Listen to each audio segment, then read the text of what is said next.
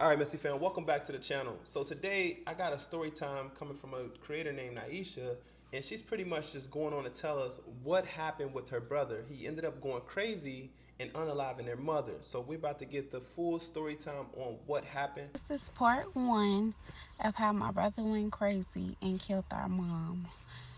First episode that my brother had was my mom got a call from my auntie where she stated that my brother was down at her house acting a little weird and crazy, and he was saying things that she's never heard him say before, and he is basically saying that he don't want to be alive anymore and he's done with life, and she needed to come down there. So me and my mom went down to my aunt's house, and when we got down there, we was trying to figure out what was going on with my brother, but they had already called the police and the ambulance for him, which they was trying to get the ambulance to take him into like the mental hospital to see what's going on. And my brother is just wailing out. He's just saying all type of things, and then I'm thinking that his intentions was to get the police to shoot him because he kept reaching and he kept being very aggressive with the police officers, and the police officers were saying they didn't want to hurt him. They here to help him, and they was trying to do their best to, not take and be so aggressive with him because they know that something was wrong with him mentally. So they end up taking him into the hospital, and then what they did was end up releasing him the next day because they just said that they felt like he was high and he just was coming off of a drug, so they released him. And then we had another incident, like I think it was like a few weeks later. My mom called me and was like, get over here ASAP. She was like, I don't know what's going on with your brother. He has his baby mama in the car and he's driving crazy. So I get over there, and when I get over there, my mom lives on the main. She lived on the main street, and it was so many people outside. It was police there everywhere, and my family was there. We trying to see what's going on, and I get there, he had his baby mama in the car, and he was driving crazy with her in the car, talking about he's going to kill everyone in the car and all these things. And then some way my brother got in the car because they found out he had a knife. So my other brother ended up getting in the car. I don't know how he hopped in the car because I wasn't there. I had just got there. When I got there, they said he was in the car, and it was scared because they thought he was going to stab my other brother in the car.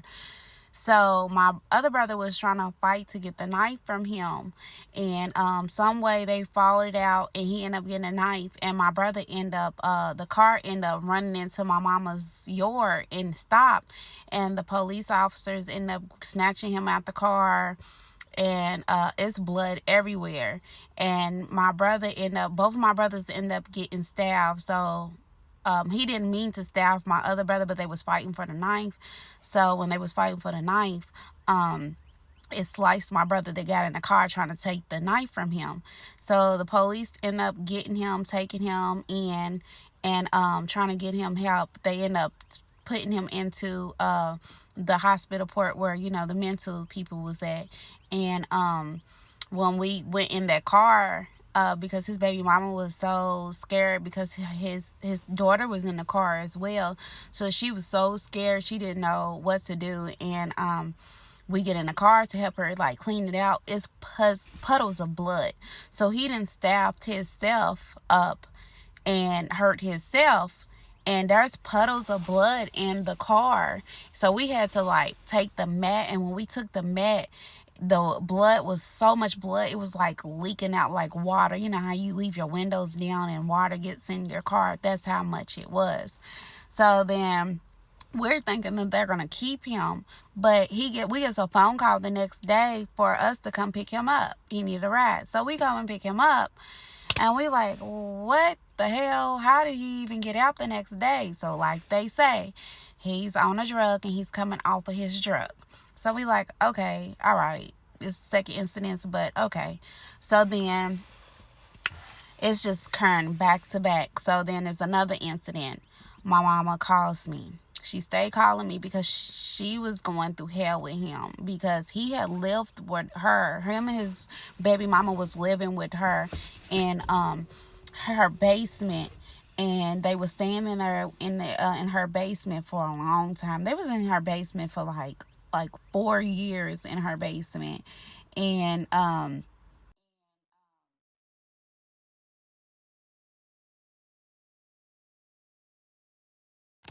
he went crazy out of nowhere. So it's like it just went completely out of nowhere. So this next incident, my mom calls me and was like, I don't know what's going on with your brother. He's looking out the windows thinking someone's after him. He keeps saying they coming, they coming. He keeps looking out the window saying they're coming to hurt him. And she said he hasn't took a bath in days. He stinks. He's walking around with no underwear on, no socks, just shorts on, and he's walking around outside. And I'm thinking that he's trying to hurt himself. Can you come over here? And I was in the mix of, my mama was in the mix of going to a wedding. I was going to a baby shower, and my brother was going on a date with his daughter. So we all was dressed up, like we all was. So which was weird. We all three going somewhere and you doing all this. So we get over there. We're trying to see what's going on. Like, bro, what's going on? What's wrong? Like, what can we do to help you? And keeps looking sideways, because my mama, where she lives at, it's like a main highway street. And it's like a main street where it's just traffic all through there. So he's looking like he wants to hop in the street. And we like, get away from the street. Come on over here. Because we're getting scared, because we like, wait a minute, why you keep going towards the street? Why you not talking to us in the yard? Like, why are you right there? So come on over here. So we get over there. We get him, and then some way we end up getting him in the car, because we want to take him down to the hospital so he can get help, because we know something's wrong. So we end up getting him in the car. We get him in the car, and we're trying to go get him help. And so we're talking to him. He keeps looking around all crazy and looking. His eyes is all bucking. I could have swore his eyes was black. Like, he didn't look like himself. He wasn't even there. He was someone else. And we was like, you want some food? You want a cigarette? He wanted a cigarette. He smoked them cigarettes. When I tell you, my mama just had bought that pack of cigarettes. He damn near smoked the whole pack of cigarettes. She bought him food. He didn't even eat the food. We ended up taking him to the hospital. We went in there. We had to damn near beg him to get into the hospital. We had to prep talk him to get into the hospital. We finally get him in the hospital. And when we get him in there, he's like looking at us like we just let him go like a sad puppy we just let off in the street. And then so next thing you know, that he's fighting the people, and we quit resisting, and he gives something to my brother, and we what is this? And we look, and it was like a little piece. And I'm guessing that it was drugs, because previously, my brother's in the streets. He did his own thing or whatever. Before he even went, start going a little crazy. He was doughboy on top, street dude. He's looking out for me. This is my brother who I call, who's gonna always look out for me, giving me the latest Jordans, giving me money, looking out if I need anything, my kids, everything. He's him. He's in the streets, he's making money. And for him to give him a piece, it's a personal piece. So we looking is he on drugs? Is he taking these things? Is this what he doing? And so we confused, because we don't know. We said previously, we kind of think that he tested his own shit, but we didn't know. But then when he gave him that, I was like, that's a personal. And I told my mom, I said, Mama, that's a personal. That's what he was using personally. That was for his use. And she was like, you think so? Yes, Mama, it is. It got to. Even my other brother, he was like, yeah, Mama, I think so too. So she was like, I'm going to ask him when I talk to him, are you on drugs, and was these the drugs for you? And I'm gonna ask him, and it's about to cut off on me. uh Come back for part two of how my brother went crazy and killed our mom. Okay, thank you. This is part two of. All right, so are y'all following along so far? I know that was a lot for the first part, but it gets a little bit more better. I don't want to say better. That's the wrong thing to say. I'm not saying better, but her storytelling is really good. Like I can picture myself like being there as she's like telling us what's going on. But what do you guys thought so far about this? Like, let me know in the comment section. I will continue to be quiet as long as I can. I'm trying to do my best today with that. But let's get into the rest of the parts. Of how my brother went crazy and killed our mom. So he had the little piece, which we knew that was like a personal piece. The personal piece was, a usage of him, because, my brother was like a doughboy. Like he was out in the streets, like whatever I needed, if I needed anything, like Jordans, clothes, shoes, anything for my kids, I can look to him to get help me. That was that brother. And then for him to just flip script like that was mind blowing. And we knew what you was used to, working with out here in the street. So we know what is and what ain't. And I told my mama, I thought that he was using his own products, in which I believe that he was, because he had that little piece. And I told my mama that was a personal thing. Even my other brother, he said the same thing. So she was like, she was going to ask him when he got out or whatever. So that was that. She ended up asking him when he got out, because they ended up releasing him. Which they said he was coming off of a drug like the other times. So we ended up going to pick him up. He went back over to my mama's house. She ended up asking him, and when she asked him, he said that he went on drugs or whatever, which we know that was a lie. Come on now. So then we end up getting another incident happen. So my mama called me. This one's the big one. So this one right here, she called me. She's crying, historical, on the phone. Now she get over here. Come over here. Your brother, and he just set himself on fire. And I'm like, what? So I get over there. Not to me. My mama lived on a main street. Remember that? And it was so much traffic on that street. So I get on her street. I can't even get on to where she live at, because it's blocked, like your traffic's bad. So I have to park my car and then walk down. So I walk down. It's police, ambulance, fire truck, everything over there. I'm like, what the fuck? So it's people getting out their cars looking. They wondering what's going on. I walk up over there. My brother's in the yard, and he got a cover over him. And I'm like, bro, what's going on? What's wrong? And next thing I know, he drops the cover. And when he drops the cover, his skin was peeling off. His skin was literally peeling off. Like, peeling. It was pink. And I'm like, what the fuck? So come to find out, he went in the backyard and got some so he goes in the backyard and gets my mama's lighter fluid, which was in the back, and sprays himself with the lighter fluid and sets himself on fire, which his baby mama said that he had a knife too. So I guess he was planning on killing himself. So he either was going to kill himself with a knife, or he was going to set himself on fire, and he was going to run in the street and let like a semi hit him.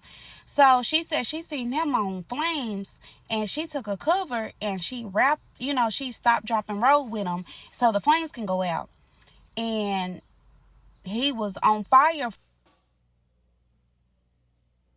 What? What do you mean she stopped, dropped, and rolled with him? What kind of drug is this man on? To the point that you're on fire and you're not like realizing it is crazy. What drug is? Listen, kids. If there's any kids watching this, I hope not. If so, if it's any younger audience, say no to drugs. Dare to be different. Okay. Go to school, and please say no to drugs. Taking drugs are not cool. You do not want to end up in this situation, because we all know that one family member that we had to deal with. So don't be that family member for your family, and take better care of yourself. Make better choices. Let's get back into it. From the waist down. So he didn't have any skin. So the ambulance is trying to get him to, get on the stretcher. When I tell you, he walked to the ambulance truck. So we all shocked, like, what the fuck? So he must be in shock. So that's what that was. He was in shock. And he walked to the ambulance truck himself. So then they end up putting him on the stretcher when he walked to the ambulance truck. So they end up taking him to the hospital. So we all scared. We don't know what's going on. They rushed him into the hospital, did his little surgery on him because he's got third-degree burn. Like, they didn't put him in the burn unit. So all our family's up there in the waiting room waiting to see what's going on. We upset. We don't know. My nerves is bad. My mama's nerves bad. Mine, we don't know. So then come to find out he's going to be okay. So they end up letting us go in the room to see him. When I tell you we went in this room to see him, it was just like a black room. Like, his eyes was black. Like I mentioned the first part, it didn't even seem like that was my brother. My brother was gone. It wasn't even him no more. Like, I felt like I lost him. Like, it wasn't him in that room. Like, we just felt like I was in a room with a demon. And I didn't like that bad energy in there, that spirit. So I made sure he was okay. And I had to get out of that room because, like, it wasn't it. So then he stayed in the hospital. They had to keep him in the hospital for a while. So I was going back and forth to the hospital, make sure that he was straight, giving him food, anything he need. My mama, she didn't leave. She was 10 toes down. Like, she stayed with her son. Like, she wasn't letting up. She wasn't leaving. They had the priests come there, the priests that be at the hospital and stuff. They had preachers coming there, people praying for him, everything, trying to make sure that he's straight. So my mama didn't leave. Like, she was there from sun up to sundown. Like, she even got sick. My mama was diabetic and she had thyroid. So she got to the point where she was getting sick because she was there all night. Girl, go home. Mama, go home. He's going to be fine. That's what I had to tell her. Like, he got nurses here. It's okay. But she didn't want to leave her son. So they had to do like a surgery on him. They did like that surgery that they never did before on him, on anybody. It was like a skin graft surgery, and they put skin on him. And when I tell you, these doctors did they big one on that, because that skin looked like that was his skin that he grew, and it looked good, but you had to take care of it. So he ended up he was in the hospital like for like 3 to 4 weeks. He had to go through therapy again to learn how to use his legs, his private, everything. Like, he burnt all that. Like, he had to learn again. Like, he fucked his bones up, all that. So my mama was taking him to therapy, giving him his medicine, bandages, everything. Like, she was his nurse. Like, she was doing her big one for her child. And she didn't let up. And she was like, I don't know, y'all gotta help me because this is hard. And I understand that it was hard, but like, mama, you have to take a break for yourself. That's what I kept telling her. She had got sick or whatever, and that was that. So then she ended up telling his baby mama, you got to go, because she was staying at her. Remember I told you that they was in her basement staying for like 4 years. She told her she had to go, so she ended up having to leave because, baby girl, you getting pregnant down here and everything. She ended up getting pregnant.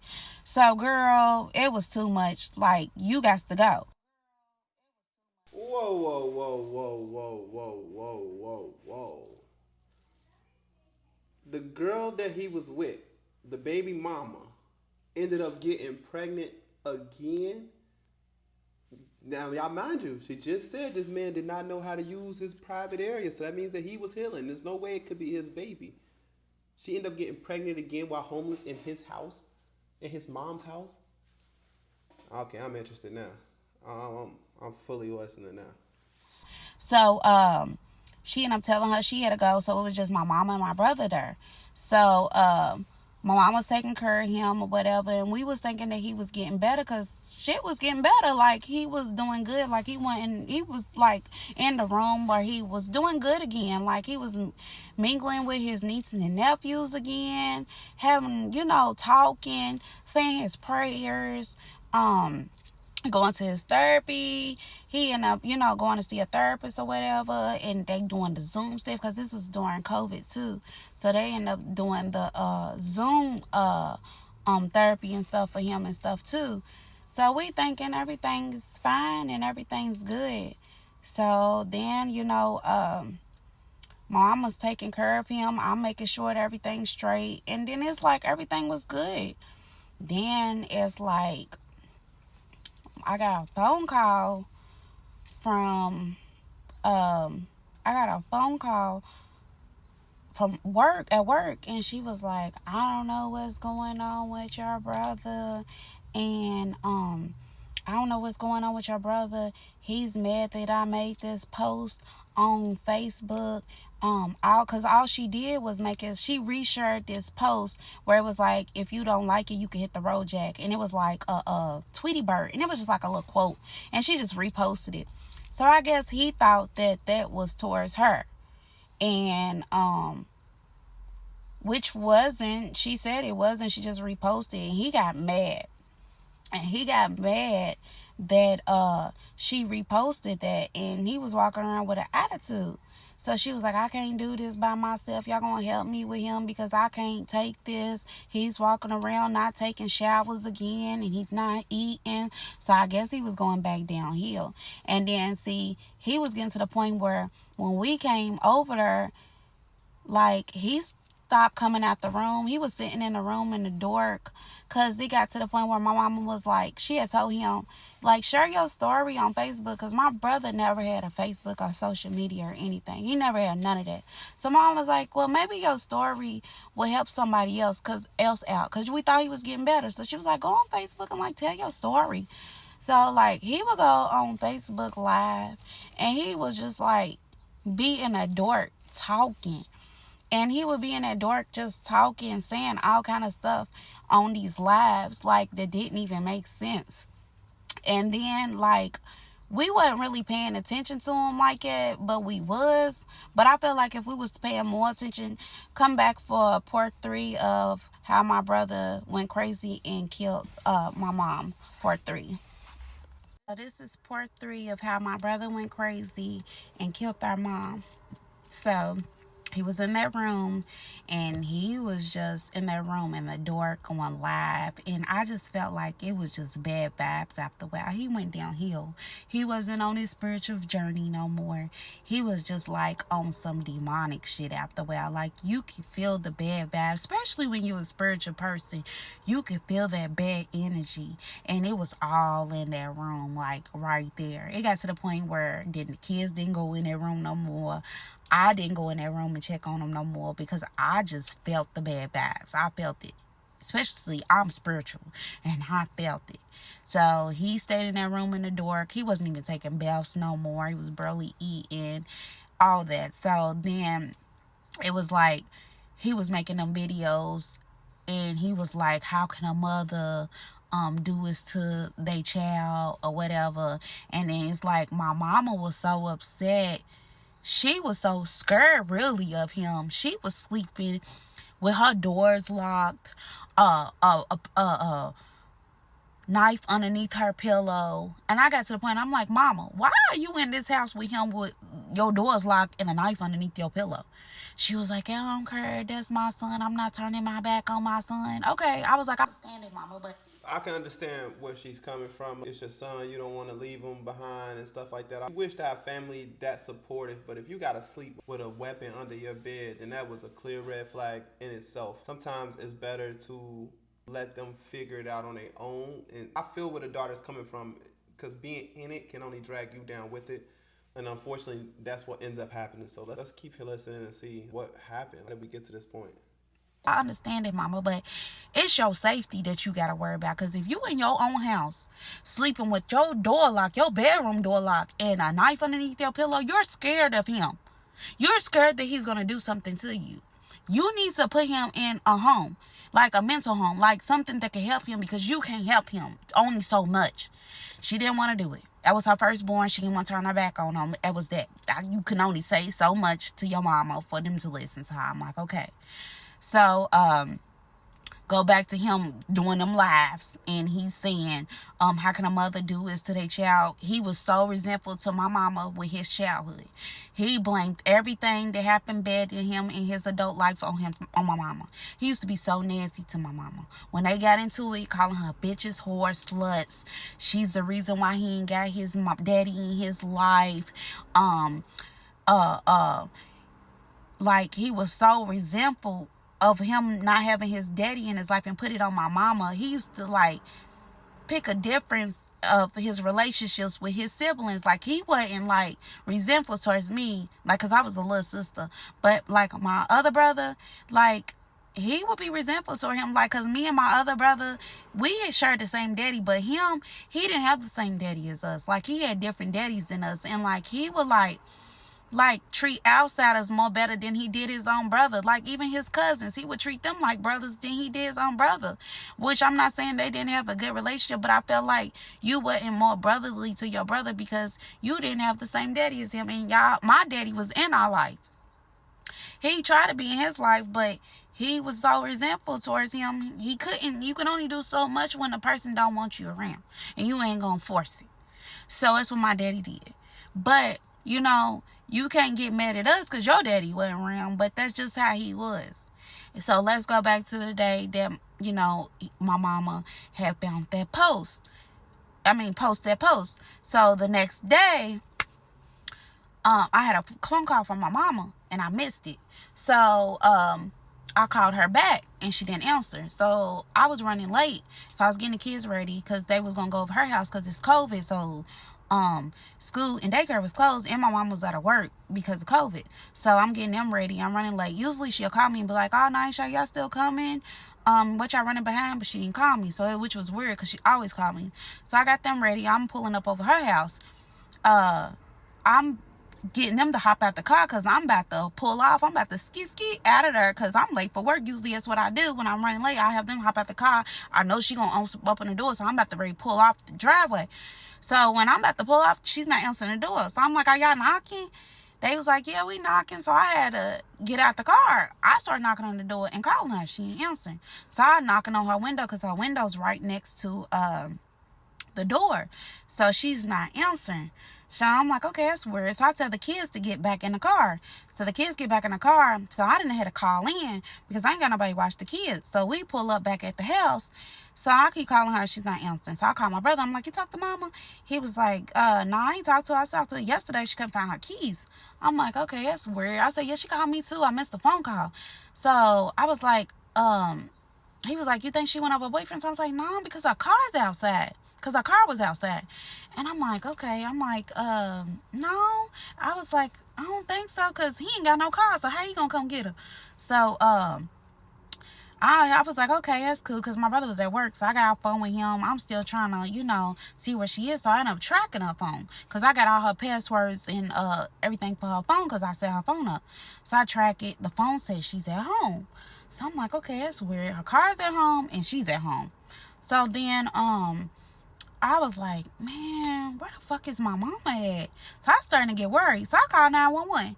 I'm like, okay, I don't know where my mama is. I said, she's not answering the phone. I said, the phone says her phone's tracking to her house and her car's at home. And then I said, I know her and my brother got into it last night. Not too bad, but he got a mental problem and he had an attitude with her over a post. And then she was like, I was like, y'all can either meet me over there, y'all don't, but I'm just informing y'all because I'm about to pull up over there and go in the house. So they was like, we'll have a dispatch go over there, police go over there. So then my daddy ended up calling me because I guess my brother called him. He was like, "You about to go over your mama's house?" I was like, "Yep."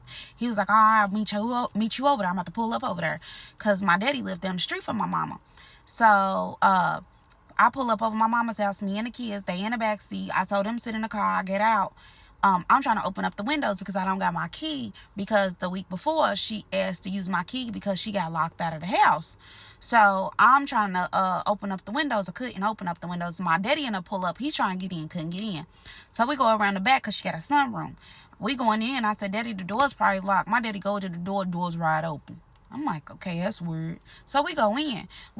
There go to the kitchen. So when you go in, there go to the kitchen. So I'm like, "Mama." Daddy's like, "Tracy." So we go in, going through. I go to the living room.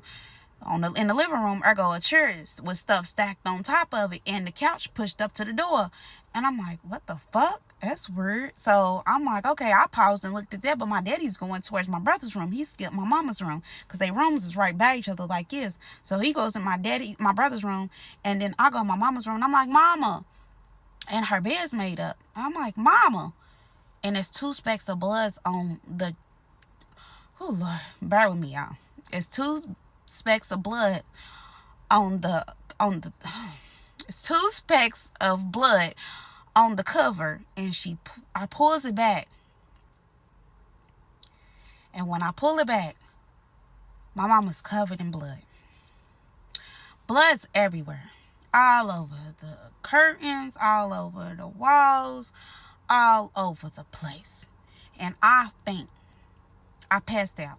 My daddy grabbed me, pulling me out the room. Some way I breaks out of my daddy's hands. And I'm telling y'all just how it happened. I breaks out of my daddy's hand. I runs out the house. I takes my jacket off and run down the street. Because remember, my mama lived on the main street. I run down the street and I'm screaming. I am terrified. I just lost my mama. I know she's dead. So much blood in her. She's not moving or nothing, and I fainted. I just knew it. The way she was, it didn't even look like her. Tune back in for part 3 of how my brother went crazy and killed our mama. Now, I told y'all this is getting even crazier. I want to know what y'all think it is before you even finish the video. Let me know in the comments, what do you think happened between them? Do you think it was the post, or do you feel like he just had a bad trip when he was on those drugs again? Let me know in the comments. This is very sad. Let's keep going.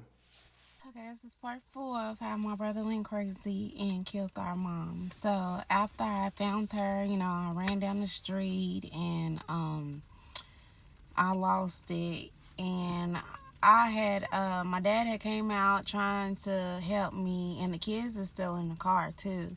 And so they don't know what's going on. I'm just lost for words because I just found my mama dead and filled up with blood. So the police and the ambulance is there. They end up going inside and trying to see what they can do when they went in there. And they come back out and I'm like, she's dead. And they was like, well, we can't say if she is or not. And I was like, I already know she's dead because you didn't come out with her on the stretcher. So as common sense, if you didn't come out with her on a stretcher, then she's dead. And I was just lost for words. And it was pouring down raining. When I say pouring. And when I ended up calling my brother, my family, everybody, aunties, I didn't call them, but my daddy did, and everybody got the word. I called my brother and told him. I broke down I didn't even know how to tell my brother. Like, it was horrible. And everybody ended up showing up, and like I said, my mama lived on that main street, so traffic was just at a standstill because everybody was just so shocked because my mama was very known. Like, my mama was a traffic guard in the city. She worked for the police department, so she was a traffic guard, and she also was traffic guard for schools and stuff, so she knew so many people in the city, not to mention that she was just known in the city. She was very, very known. So like people slowing down, they stopping, it was so many people at her house. And even the reverend came for our church. He ended up coming. I don't even know how he got the word. The word traveled quick. And police came and they was like, do you know who did it? And this is homicide ended up coming. And I was like, yeah, it was my brother. And he was like, how do you know it was your brother? And I'm like, because her car is gone now. Remember I said her car was there? Now her car was gone when I end up coming back. So I don't know if he was still in the house or not. Her car was gone. Serious question. Would you tell on your sibling if he did that to your mother? Because she didn't hesitate not one sec. She said, of course, it was our brother. It was my brother, the one that always giving me stuff and doing everything for me. I know this is a crazy situation, but what would you do in this situation? When I end up coming back. So I'm like, I know it was him. It had to be him. Her car's gone. It was here first, now it's gone. And then he's the only one to live here with her. It has to be him. So they okay, so we're gonna put an alert out for her car. And they was asking me the model and the make and the description of the car and what my brother looked like and everything. And I had told them, so they put an alert out for him. And then, all the police officers, they knew my mama. Because, like I said, my mama worked for the police department. So it was one of theirs. that just died. So all the police officers and homicide, everybody that came, they was giving their condolences because they knew my mama. So they was hurt too. So they went in there and they was like, yeah, your mom, they family announced that she was dead or whatever. And I was like, well, I had already known, and I was devastated. Like, lost for words, and it's pouring down, and it was like, you all can leave if you want. I'm like, no, I'm not leaving. I'll wait until I see y'all. I wanted to see my mama leave the house. I did. I wanted to stay, and I stayed. My whole family stayed. We stayed in the rain, and we waited. They had to wait, for the people. I forgot the name of the people that come to check the body and stuff, and they had to wait for them to come, and hospice, not hospice, you know what I mean, but they end up having to come, and then they check her, and so they can name what was the cause of death and stuff. And then they was saying she had her last vows and stuff. They had to wait for all that and stuff. And they end up was telling they end up, it took a long time. They had to do like search the house and all the other stuff. It took hours and hours, and we waited outside.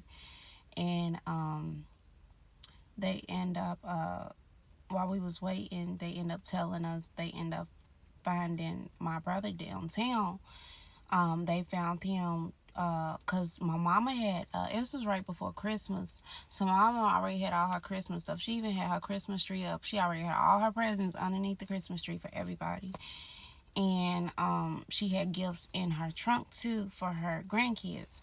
So somebody had said they seen him at the store, and he was trying to sell some of the kids' gifts in the trunk because my mama had I don't blame her at this point. Dude, you took somebody so valuable from them. Everybody don't have the same mother. I gotta put that through my mind sometimes because you took a valuable person over a post, and this is crazy. I know she had got one of my sons a scooter for Christmas, and he was trying to sell this scooter for gas money because he didn't have any gas money. And he took and went to another store, and I guess he ended up selling it, and he ended up about to get some. I guess he ended up getting some gas. So then they ended up catching him at the Taco Bell down the street, and they called him, and one of the workers had said they thought that it was a woman in the car because they thought that the person had a wig on. They could have swore that the person in the car had a wig on, but when he got out the car, he didn't have the wig on. So I'm like, what was he trying to act like my mama in the car? Like, didn't even make sense. So they ended up getting him and locking him up, and he's saying that he didn't do it. So like, okay, that was that, and then so we still waiting at the house and waiting for him to bring her out. They end up bringing her out on a stretcher, and I just lost it. When I say I lost it, it was just devastating because, like, this is my world. My mama's like my best friend. Like, when I say my best friend, I talk to this woman every day. Like, there was no day I wouldn't talk to my mama. Like, we talk about everything. Like, when I grew up, like, I used to didn't, I was a teenager. I didn't like my mama. I used to bump heads with my mama. When I got grown, we was like this. We even went out together. We went to the clubs together. We went to bingo together. We went everywhere. Like, this is just like, that was my last. Who would have known that that day before was my last day seeing my mama? But at least I got to see her, and I kind of wish that, you know, I could have helped and prevented something, like, because that was the reason why she was calling for the keys. She was calling for the keys because she was trying to, lock her door. And she probably locked her door, and he unlocked it with the keys. He took her keys and unlocked it and came in there and killed her. And, I was just devastated with, my mom was gone, and they told us that, didn't no one, don't nobody come clean the house. We had to book somebody to clean the house. And I don't know why my daddy went in there. My daddy went in there, y'all, and cleaned my mama's whole room. Like, cleaned it to the T. And I don't know why my daddy did that. Yeah, we could have booked somebody to clean that room, but my mom and my daddy was really close too. They was really good friends, and he cleaned that room. And I wish my daddy would have never cleaned that room because that scarred him. It really did. It like messed him up like in the head when he did it because it was so much blood everywhere. And he cleaned that room up, and I don't know how he did that. Like, cause she got killed on her bed on her mattress, and it was just horrible. Like I was scared to even come back in her room. I mean, in her house to even clean the house up to like take everything out the house. It took me a while to come back in. I had to wait like a few weeks to go back in there. Um, y'all come back for part 5 of why my brother went crazy. How my brother went crazy and killed our mom. Okay, this is part 5 of how my brother went crazy and killed our mom. So my dad had went in there and cleaned up all the blood in the house. I don't know why he went in there and cleaned up all that blood because we would literally could have booked somebody to clean all that blood up. Because homicide had told us, they told us that they didn't have anybody to clean the house for us, that we had to do it ourselves. And my daddy, him and my mom was really, really close. So I felt like he felt like it was his duty to do that, which after he did that, you could tell that it affected his mental. And I wish he wouldn't have never did that, but he did it. And then so um, after that, the next day, it was so overwhelming. Like, had so many people reaching out, and I appreciate everybody that reached out to me, but it was just like so overwhelming because I just lost my mama, and I really didn't know what to do. Like, it was just so much. Like, people was bringing food over, people was bringing, sending their condolence, reaching out, calling me, and at this point, I just was numb. I didn't know what to do. Like, I was lost, like lost for words. Like, I literally lost my best friend. I was so, lost for words because I couldn't believe it. I kind of felt like it was a dream. Like, my brother really killed our mama. This is my blood brother. This is our mama. I couldn't believe I lost my best friend. I didn't know how life was gonna work again. Like, how was I gonna cope with life? Like, I'm not even gonna lie. I couldn't even be a mom at the moment for my kids. Like, cause I was lost. Like, I wanted to take my life. I wanted to be with my mama. I really did. And I'm gonna be honest, like, depression really hit the fan for me. And it was really bad. And, it got very bad for me because I was still trying to maintain life, for me and my kids. But it was hard. And, the detective had reached out to us and said that, they're trying to do the rapid tests for the DNA because they went ahead and did DNA for my mom, because she was like one of theirs. Like, I remember I told you she worked for the police department, so they did a rapid test. They was 10 toes down on trying to find out if this was my brother that killed my mama, and they really was very helpful. Really, they was. And they told me that they did a DNA test underneath my mama's nails because her nails was broken up. Like, I guess from her putting up a fight, trying to fight for her life, all her nails was broken because she had just got her nails done. And they put a DNA test on his clothes because they found his clothes in the basement. I guess he tried to wash his clothes. They found the murder weapon in the backyard because remember it was raining, so he was able to dig a hole and try to hide one of the murder weapons. And then they found another murder weapon down in the basement as well in the little where the little sewage port in the basement. They found it there. I can't tell you exactly what the weapons was because we're still going for trial, but they also did the DNA test for that, and they told us that it takes 48 hours. So after 48 hours, they got back with us, and they let us know that their DNA came back as my brother being the one that murdered my mama, because the DNA went, it was his DNA underneath her nails and stuff, and her DNA was on, her blood was on his clothes and on the murder weapon and everything. So, and her DNA, was on him as well. So that he went to arraignment, and arraignment with court was on the news as well, because the news people was like, they was on it, they was reaching out to us trying to get a story and everything. They was reaching out to me constantly, and they had cast it on the news, the arraignment, and he had said that he didn't kill her, which we know that you did kill her. And it was very hard. Like, I didn't know what to do anymore. Like, I was lost. I really was, because trying to figure out how you're going to go day-to-day life without your mama, someone that's very important in your life, is hard. Like, even to this day, it's still hard, like, for me.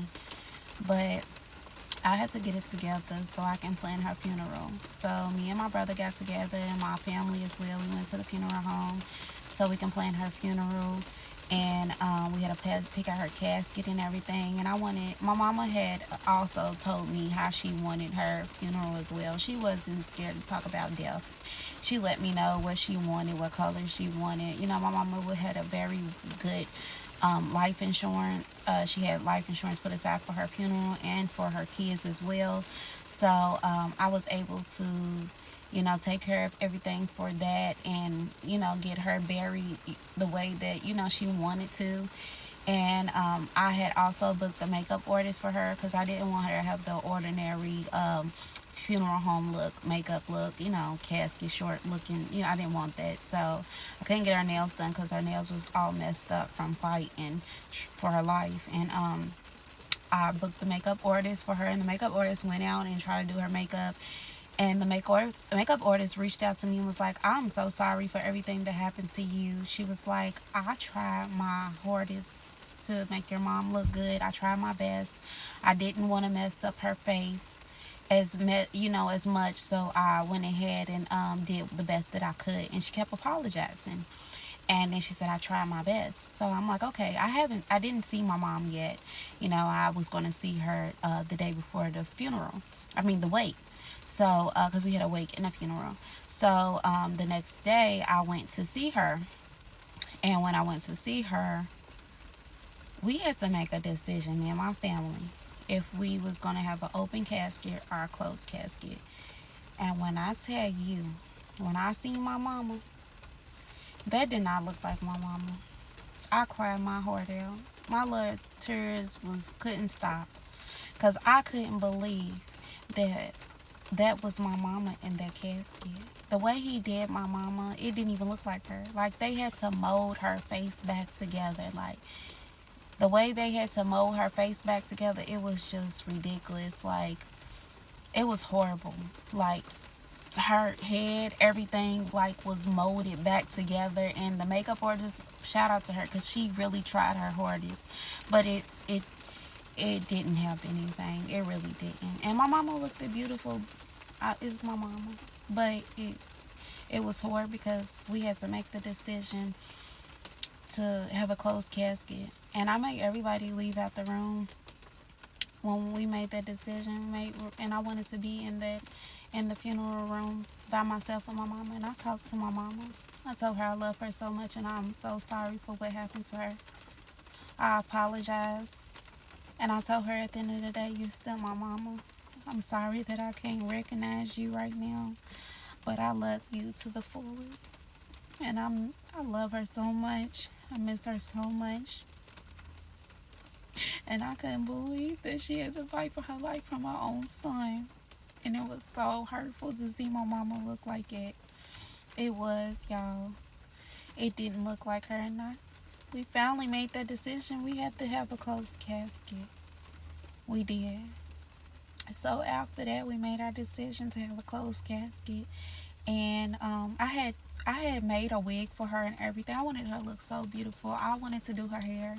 I made a wig for her and everything. I did the makeup artist, everything. I did so much. Her outfit, everything was so important. All for us to have to do a closed casket. Y'all, come back for part 6 of how my brother went crazy and killed our mom. Okay, this is part 6 of how my brother went crazy and killed our mom. So after we decided that we had to have a closed casket, we ended up getting everything together so we can get the wake. And that was like a lot for me, like trying to figure out everything for that.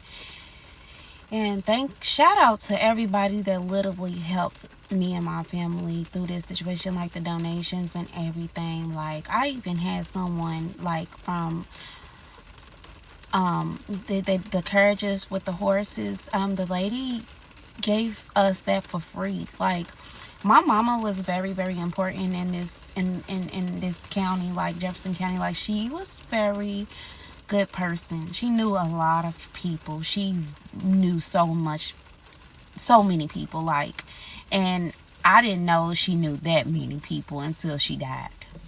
And just the amount of people that like looked out, like homegirl of mine, she even paid for the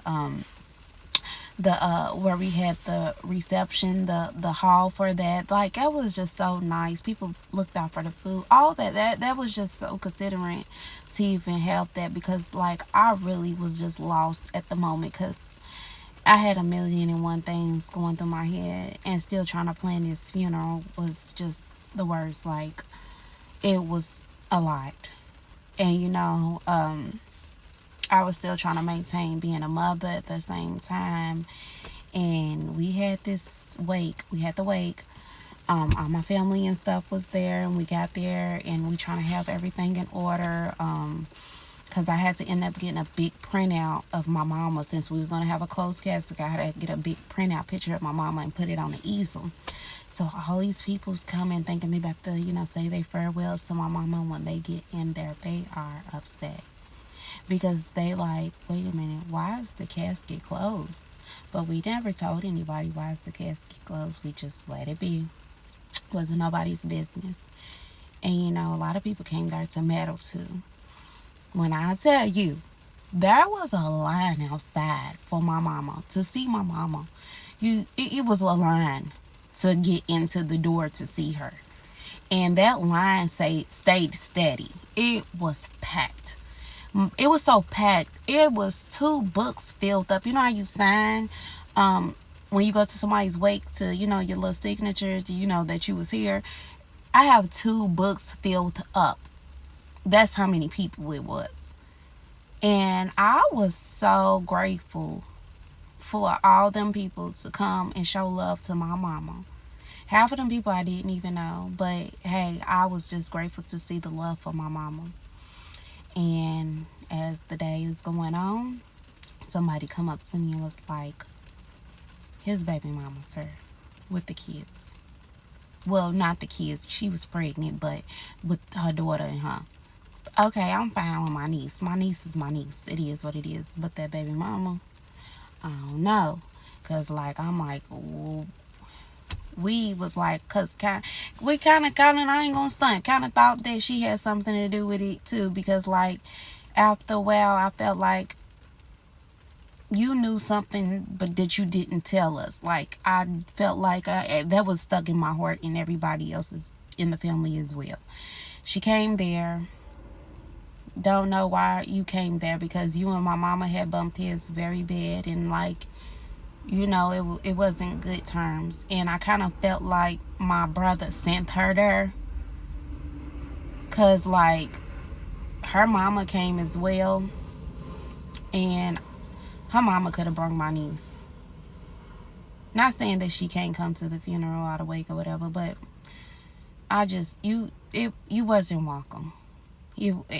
You know what's so crazy? Now that I'm hearing her say this about how the baby mother was probably had something to do with it, I'm trying. It just made me think like, where was she at? Like, oh yeah, the mom kicked her out, right? Did the mom kick her out before? Oh, the mom kicked her out before all this happened. Okay, because I was trying to figure out like, where was the baby mama at when like that stuff went down? You know what I'm saying? But yeah, that's right. She did cheat on him, and then she ended up getting kicked out. So I guess that probably saved the baby mom's life, because if he was crazy enough to do that to his own mother, I don't know how the baby mother was so safe, and then she had a baby on him while she was with this man, this maniac of a man. I don't care, he's crazy. Something wrong with Buddy. And she was just laying up cheating on him. Yeah, I think the mother really saved that baby mama's life by kicking her out. For real. That's the truth. You wasn't welcome there. Didn't nobody want you there.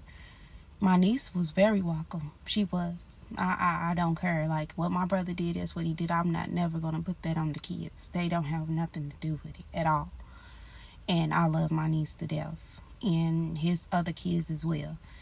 And she came, and I guess she felt the bad energy, but I felt like he sent her to come to try to see what the damage that he did, and she came and she left like she was in and out. That's what made me feel like you came to see what did he do, what was the damage that he did. And after that, the funeral was over. We had our, the little ate after and all that. And then we had the funeral next. And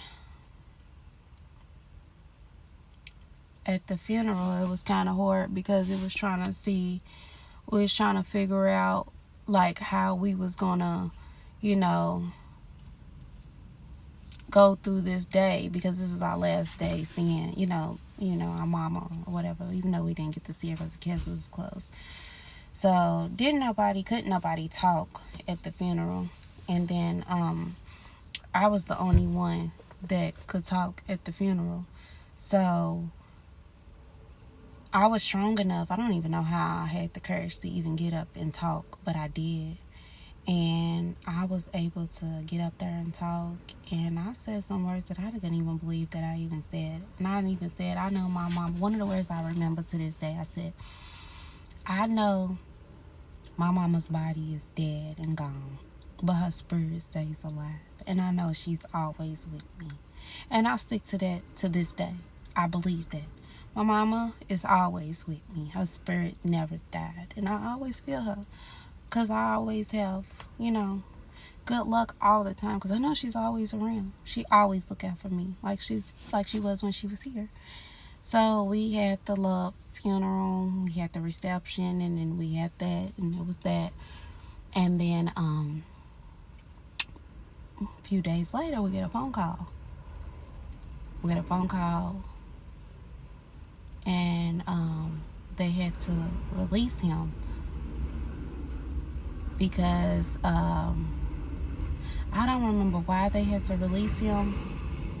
Okay, go back. Okay, I do remember. So they had to. This is before the test, the rapid test came out. They had to release him. When they had released him, they had to release him because they didn't have the DNA yet. And when they released him, they couldn't find him. They didn't know where he was at. He went hiding. When I say he went hiding, they couldn't find him nowhere. And it got to the point to where like if somebody finds you out on this street, you know, I ain't saying too much on her, but you know. And couldn't nobody find him nowhere. They even had a manhunt for him because after a while the test came back and they needed to lock him up. And they ended up finding him because a lady had called and said there was a suspicious man walking around the neighborhood. And this was like in a suburb neighborhood, like a neighborhood that everybody knows, neighborhood watch neighborhood. And she called and reported him. And when they found him and they picked him up, and then that's when they ended up keeping him. That's how, all that happened. Forgot to mention that. It kind of slipped my mind. But, like, that happened with that. And after that, we was like, what do we do next? And Christmas haven't even had came yet. And my mama, we still never went in her house to clean up her house yet or nothing. So we had went and got the presents, all that stuff. And, she had presents with everybody's name on it. And she also had a gift for my niece. I mean, not my niece, her niece, which was my cousin. Remember I said that we were supposed to decorate the party for her? She had a gift for her, which was so nice. My cousin said she was going to cherish that gift because that was so nice. She had gifts for everybody. And then we ended up cleaning the house up. And when I went into my brother's room, oh my goodness, I found this Bible. Remember I told you it was bad spirits around that room? I found the Bible upside down words. Y'all, come back for part 7 of how my brother went crazy and killed our mom. Y'all, so listen, I need y'all to hang in there. This is the last part. I didn't feel like any part was not needed in this story, so I just kept them all. If you like listening to good stories, you want to get the whole story, even after that, after the incident. I still want to hear how life went on. I know a lot of you guys are the same, so you trust me, you will want to hear part 7 just to bring it all together. So let's go ahead and finish this last part. Besides, you made it this far. This is part 7 of how my brother went crazy and killed our mom.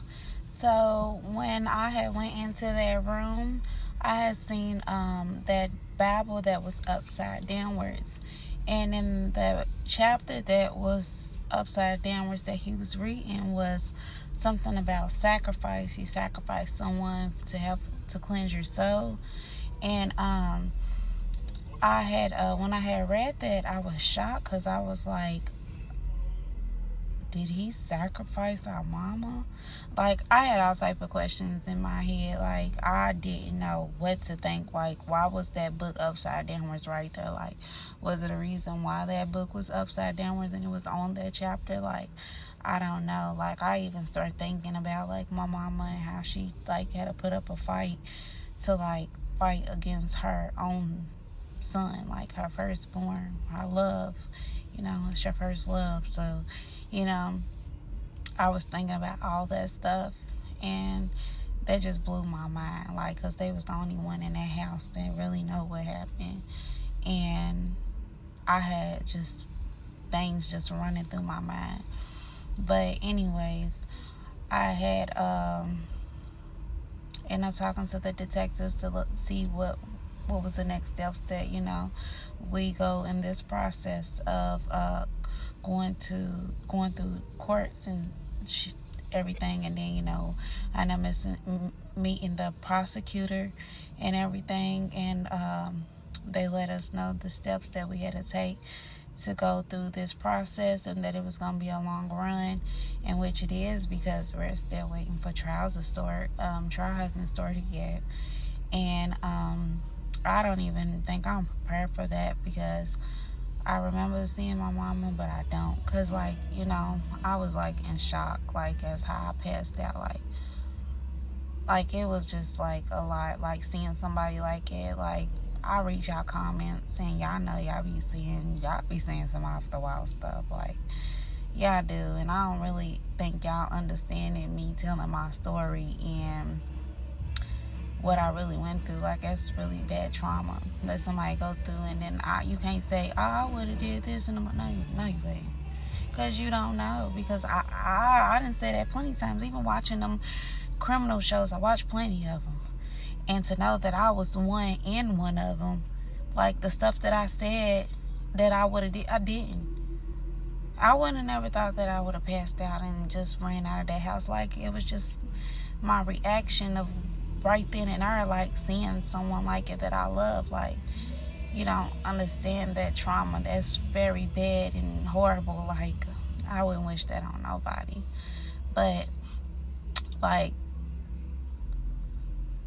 that day that we had cleaned up my mama's house, I didn't get anything out of that basement, because remember when he put the weapon in the little sewer thing? It was the sub pump, and he had turned it off. So it had rained. Remember, it had rained. So when it rained, everything that was in that basement flooded. And my mama had, like, everything in that basement, like, even things from us growing up, pictures, like, a lot of my childhood stuff was, like, in that basement. And, you know, our mamas, you know, especially black mamas, they storage a lot of stuff in their basement, even, like, clothes, shoes, stuff when you was a kid, everything, it was in that basement. And my mama's basement was huge too. So I didn't get none of that, and that really hurt my feelings to know that I didn't get none of that, like, stuff that was down there, me and my other brother. And you know, it just blows my mind, like, the trauma that you go through when something like this happen, and it's hard to get through sometimes. I tell y'all, like, I still to this day kind of still feel like I'm in a dream.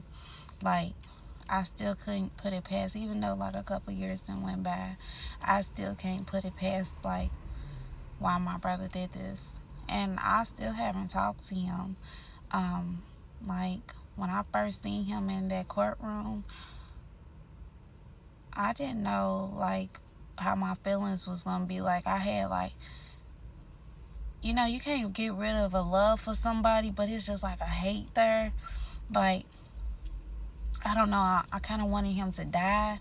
And people kept telling me you can't think like that. God wouldn't want you to be that way. And I understand that. I know that deep in my heart. But the hate that I had for him for taking our mom away from us like that just was very bad. And I'm not a person like that. I don't think like that. So for me to have them bad thoughts in my mind, it was horrible.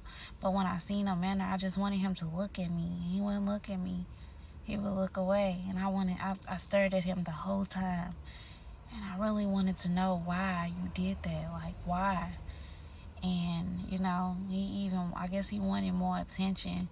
Even when they put him in a cell with somebody, he tried to, like, hurt them. He had, like, choked them with his shirt and choked them out. So he ended up getting another charge for, doing that to that person in his cell.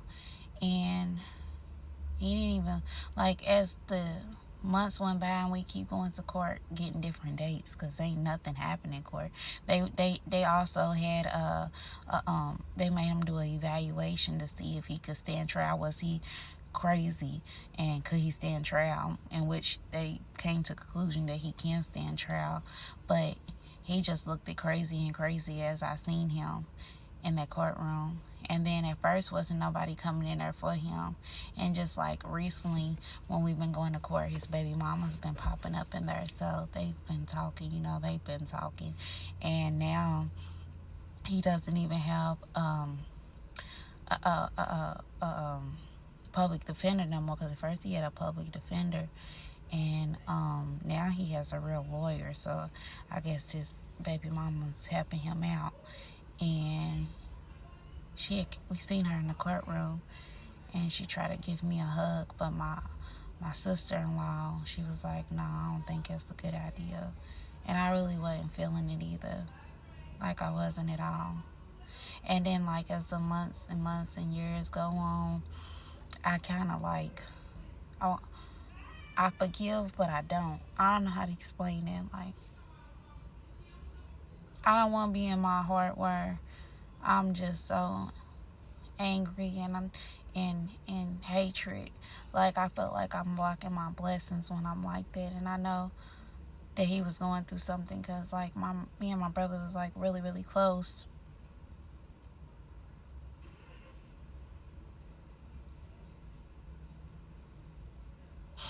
I'm sorry, y'all. Hurt my feelings talking about that. Yeah, it really hurt my feelings talking about that. Me and my brother was really close. And I just really don't know why he took our mama. Like, I really don't. And it hurts my feelings to know that, y'all. And, I appreciate everything that everybody reach out and tell me their story. Y'all get on here and I just want to tell y'all my story. Like, I don't get on here just like to like for y'all's attention. I really don't. But I get on here to tell my story because I know people that reached out. So many people that reached out to me and told me that they're going through the same thing. And I feel like the system really, really failed me and my family. My mama even went to the court system and tried to, get the authority to put him inside the mental hospital. I forgot what it's called, but you take control of everything. They denied her, and I didn't understand that. And now my mama's dead due to the system failing us. Because I feel like if they would have helped him when we kept trying to take him to the hospital, my mama would still be here.